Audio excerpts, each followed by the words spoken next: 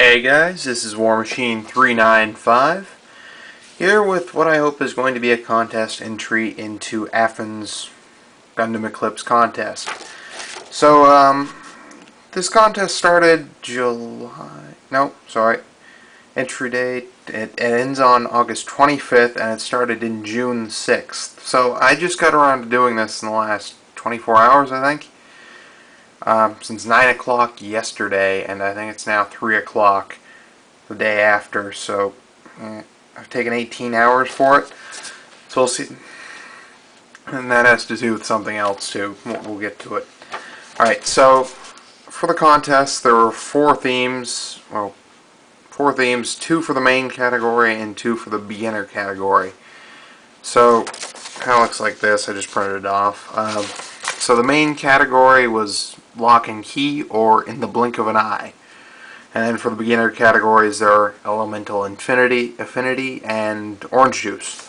So when I went with, I was reading this and it was August 24th and it ends August 25th, right? Well, anyway, so I got to reading it and the due date's coming up. I'm thinking, well, what am I going to do with this? I really want to enter, but I have no idea what to do with this. So I figured if I'm going to do a kit, I'm going to have to do it really fast. And then it hits me. In the blink of an eye is a theme for this contest, right? So part of my build theme is that I'm building it fast. So I built the entire kit, 18 hours. It looks fast. That's kind of the part of it, but it's... Right, so it says when you... in the rules, and it doesn't necessarily have to look like it's fast, but it can be other things like that too. So I kind of did it in 2 ways. I built the kit fast and it looks fast. So I'll talk about my inspiration and the colors I used and stuff, and directly after that I'll get a slideshow of the work in progress and everything. So I borrowed a lot of inspiration from a kit that is omnipresent on my desk, my Master Grade Camphor.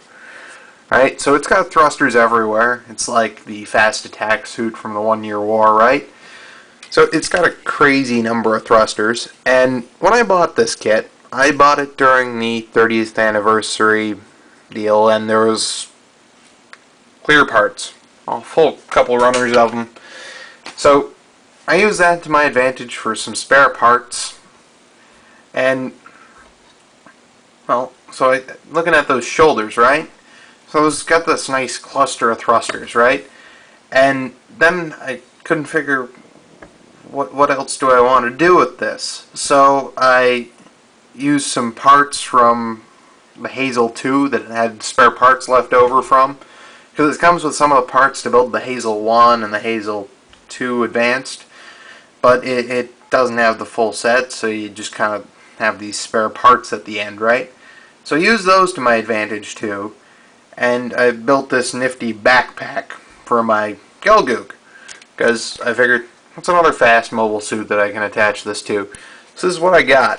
I'm going to give you the Gelgoog that is thus far unnamed, because I can't think of a name for it. That's unfortunate.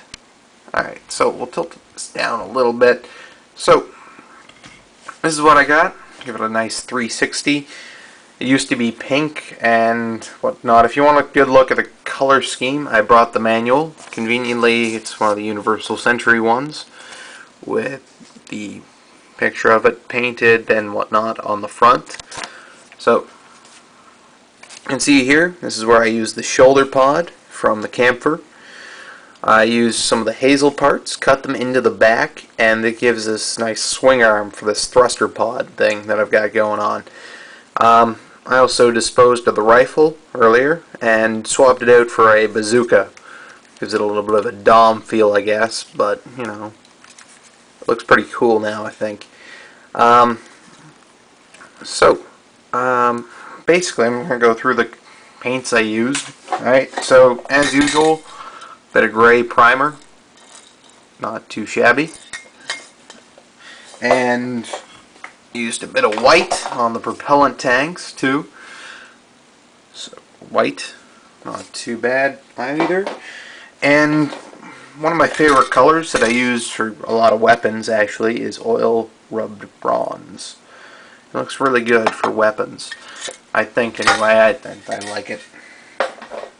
Now for this kit I also used 2 shades of blue. You can point those out on the skirts. So darker blue and a slightly lighter blue. This one's true blue and this one's just general bonds to plastic blue. Too lazy to name it, I guess. Krylon. I suppose that's the same case with the red, though. So I used just the one red. Again, it looks pretty good on there. It came out nice and dark, deep red over the gray primer. Alright, then I used a touch of silver. Alright, so sprayed that on in a few parts. And I used low odor clear matte. Loads of that at the local place. And along with that, for some slight detailing, used some gold on the head Vulcans. Testor's gold. It's nice. Testor's silver. Chest. And some of these thrusters on the shoulders and whatnot, where it was kind of a hard deal to mask them off. I just hand brushed. So use some matte black in around the eye to make the mono eye stand out a little more. And I used a Tamiya weathering kit. So, yeah, that's it. So what I'm going to do is right after this I'm going to have my work in progress pictures and then some final pics all in one go, and in the description I will link my work in progress thread at Gundam Eclipse and my finished showroom thread as well down in the description, so as well as the original Gelgoog review if you want to take a closer look at it, what it looked like beforehand. So well, I'm rather pleased with how that's turned out. Alright, and thanks for watching, guys. See you around.